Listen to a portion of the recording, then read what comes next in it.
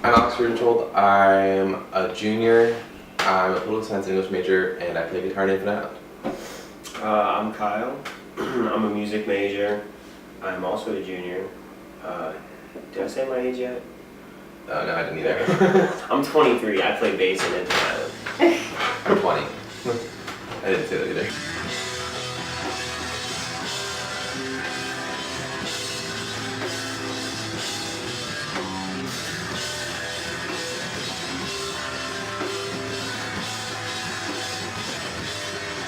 We started when it was our drummer and I, his name's James, but we just like kind of got together at least the summer after my senior year of high school, and we like hung out and we were just like, well, let's play some music sometime. And I think he was kind of like, he was apprehensive. He thought I was gonna play something like poppy or something, but then I kind of started playing like post-rock stuff and he was really into it.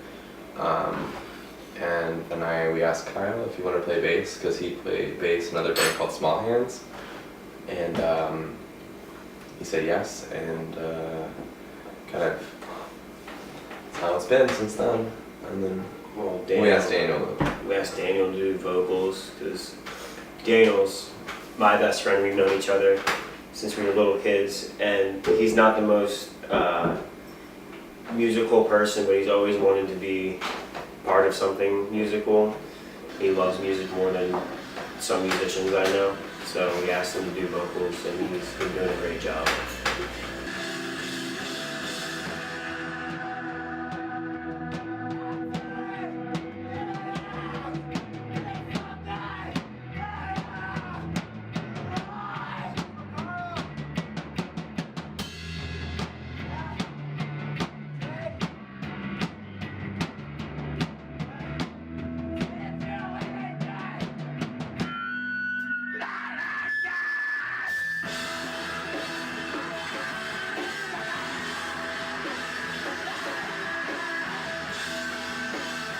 The writing process took a very long time. But not even that long, honestly. We just sat on the same songs for a very long time.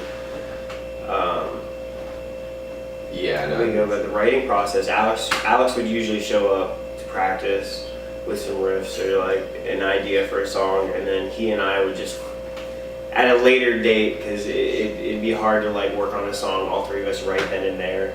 So then after practice, we usually go to his house and just like flush these songs back out, and then just start running through them with James, and then Daniel would add vocals, and then once we realized we had like an album worth of material, Alex hit up Tom Carney in Richmond, and we went down and recorded it. Yeah, he's really cool. He plays in a couple bands down there, and he's played a couple bands in Chicago where he lived previously. But he really facilitated like a lot of our ability to make it sound any kind of good. He has a lot of gear and stuff which we ended up using, which was nice. Funnily enough, like the day before we recorded, my guitar broke, so I had to like fix it with like blue painter's tape, and I recorded the whole thing with that, which I think is really kind of hilarious. There's like pictures of like the bridge on my guitar with just like blue painter's tape in it, because it just like wasn't working. But after that, we recorded overdubs actually at EMW with our friend Drake Brigone, and asked like a lot of our friends to help. My friend Grace Howie, who just graduated, played cello. Drake played violin. Our friend Austin played piano on it. Yeah. I don't know. It was like a really big community effort, kind of. We tried to like include as many friends as possible, so that it's like not, so we like help honor who like helped us get here. You know. I don't know. After we recorded our album, I was like, I want this to be as good as possible, and part of that like requires like, people listening to it. So I sent out like 80 plus emails to like publications, and I don't know. I think only one pulled through. Like this guy Dan Ozzie at Vice News was like, yeah, totally right about this, and then he ended up writing about it twice, and then using a picture of us playing for like a third article. And then he told his friend, a friend of his at Stereo Gum, to like about it, and I don't know, it just kind of like spiraled from there. Like people just started picking up and writing about it, which is really cool. I don't know, it was very humbling. Yeah, we've done a couple interviews in different languages. Yeah. It's pretty cool. Yeah, that's wild. I remember when you told us that we were gonna be in Noisy. I was just like, you mean like noisy, like Mike's Noisy? It was wild. It was awesome.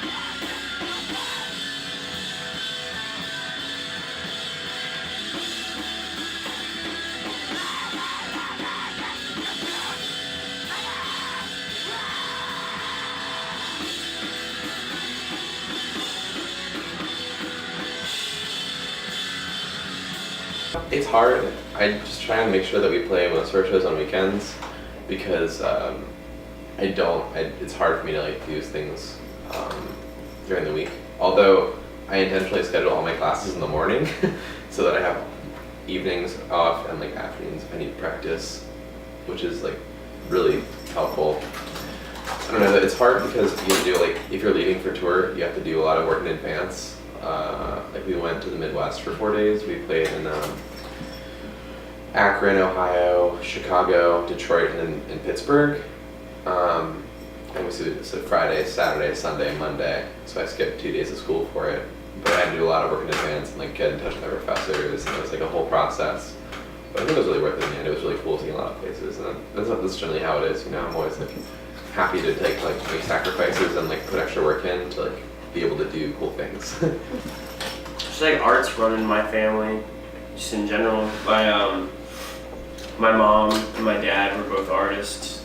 My uncle's probably the biggest influence on me. My uncle played music when he was in high school and all throughout college. He was a music major in college as well. And he's the one who actually inspired me to pick up bass. And then my dad's not a musician, but he's just always, like Daniel, has always just been in love with music. So ever since I was really young, I've just always been listening to a bunch of different types of music and learning how to play music. So I guess that's how I learned the music family. I guess like kind of similarly. When I was like a kid, I listened to a lot of like classical music, and I don't even know parents like made their kids listen to classical music or whatever. But I was like really into it. Like I would research periods, like just like I don't know stuff that I kind of fell out of it for a long time when I moved from Europe to the United States when I was a kid. And then I don't know, at the end of middle school, some friends of mine were in a band, and so we were playing shows and stuff, and I started going to those, and then I don't know, so I started like helping the organization that books the shows, like in like here in Fredericksburg, this is where I'm from. And then I don't know, I was like, oh, well, I want to play music. It can't be that hard. And I just started playing guitar probably at the beginning of like high school, and I don't know. I haven't been playing that long, but I feel like I've done an alright job with it. And I really love it. I don't know. Just like seeing people play music is very inspiring, and it inspired me to play music as well. It's an emotional release for me. Definitely. Music keeps me alive. That's so cliche.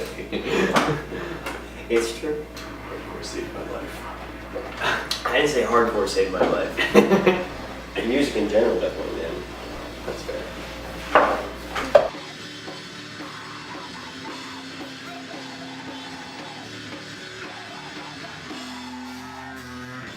I made a decision that this is something that I always want to at least be doing, whether it be like my career choice or not. Probably since like my sophomore year of high school, I've been like, I have to do music. Like music has to be part of my life in some way, shape, or form. Yeah. I remember having a conversation with you on Campus Walk before you came to UMW, like when you're still in Germana, and you're like, well, I like history, and like I feel like that's more something that's like I can make money in, but I also just like really love music, and I wish that's what I want to do with my life. And I was like, well, you should do music then, because like you're gonna be happier, and you know, you're passionate about it, and if you're passionate about it, you'll find some way to make it work. Mm-hmm. You're right today. I don't know. I feel like making music was like initially just kind of something like jokey, like you know, you just like I was like play guitar or like make up like kind of like funny songs that are like Yeah, I agree. not super good, just kind of like goofing around. You know, things that don't make sense, or just like 4 chords in a row, which is nothing wrong with that.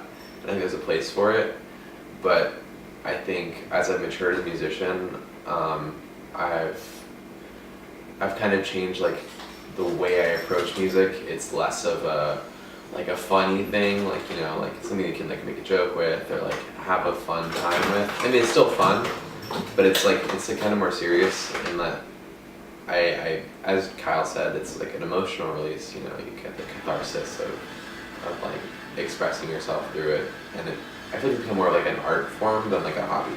Because when I feel like I don't know. I think it's like the big thing. Like, where it was just like something which I would do in my free time, and now it's like something that I really think about, like how I'm writing, like what I'm writing and what it means, as opposed to just doing something for doing something. I agree. I just feel it's virtually the same thing. I mean, if you just want to like compare, when I was a kid, I just like sit in my little room with my crappy little guitar, write funny little songs. Now, as an adult, I have a whole room dedicated just for creating music, so it's a lot more serious now. Yeah, I don't know. It becomes also more serious when you spend like a lot of money trying to improve like your tools. Yeah. Yeah. And skill. Yeah, skill. Lots of time. I'm going to school for music. That's. Yeah. I would hope you're serious about it. Yeah. Listen to Kyle's mixtape on SoundCloud. Listen to my beat tape on SoundCloud. I don't even know what SoundCloud links look like. I was about to be like www.soundcloud.com. I'd say come see us, but we don't really ever play in Fredericksburg. You just missed that. We're playing in Richmond. Playing in Richmond at Strange Matter. November 6th at Strange Matter with Jillian Carter, Yashira, and In Wolves Clothing. If you want to come to a show. Are we allowed to talk about recording? Oh yeah, we're recording. Well, I'm not gonna say who with, but we're recording an EP in December, and we have like a 4-way split with some of our close friends coming out in January. It's like a 12-inch single-sided thing. I don't know. It'll be cool. I'm excited for that. Listen to Masonera. Yeah, listen to Masonera. Listen to Soul Glow. Listen to Soul Glow. They're an important band. I don't know. Who else? Shouts out to Mark, to Ellen, to Chris. Yeah. Listen to Masonera, listen to Soul Glow, listen to Ostraka, listen to GIF, the new Listless EP. Listless EP. Yeah, it was really good. That's it. Truman. Band. God. Okay, I don't know. Take part in the music scene. It's like really cool and positive and important, you know. Especially here in Fredericksburg. The Fredericksburg music scene is very tiny, it's dwindling. Yeah. Before like our group of friends started doing things again, it really fell off. There wasn't anybody doing anything. Not to sound like, we're the ones doing big things, but it's like we're the only ones doing things, and that's not the way it should be. No. Should have more people. It's not the way it has been. It's not the way it has been. Yeah. Start a band. Shouts out to Rock Fields. Yeah. Skywave.